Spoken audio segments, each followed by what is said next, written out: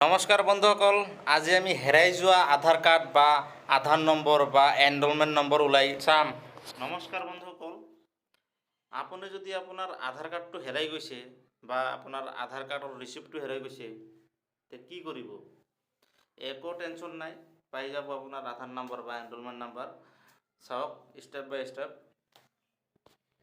প্ৰথমতে আপুনি চাৰ্চ কৰিব UIDAI গ'বিন।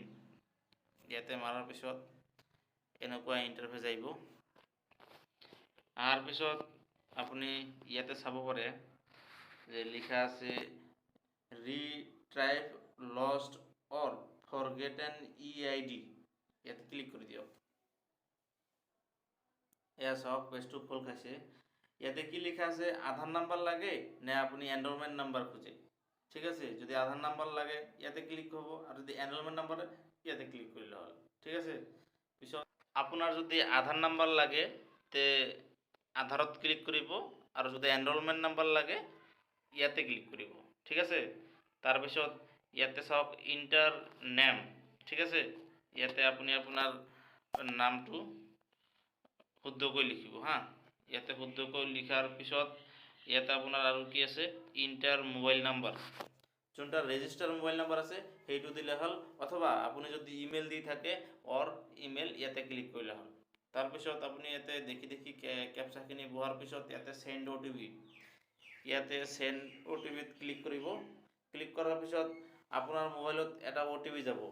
OTP যোৱাৰ পিছত সেই OTP ইয়াতে আপুনি বহাই দিব।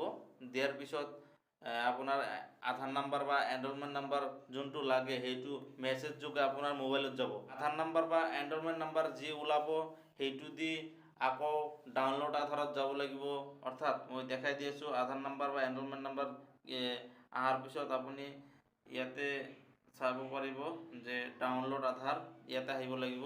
অহাৰ পিছত ইয়াতে আপুনি কি কৰিব, আধাৰ নাম্বাৰ বা এনৰোলমেণ্ট নাম্বাৰ যিকোনো এটা মাৰিব। মাৰাৰ পিছত এইটো চাওক ইয়াতে মাৰিব আধাৰ নাম্বাৰ বা এনৰোলমেণ্ট নাম্বাৰ। মাৰাৰ পিছত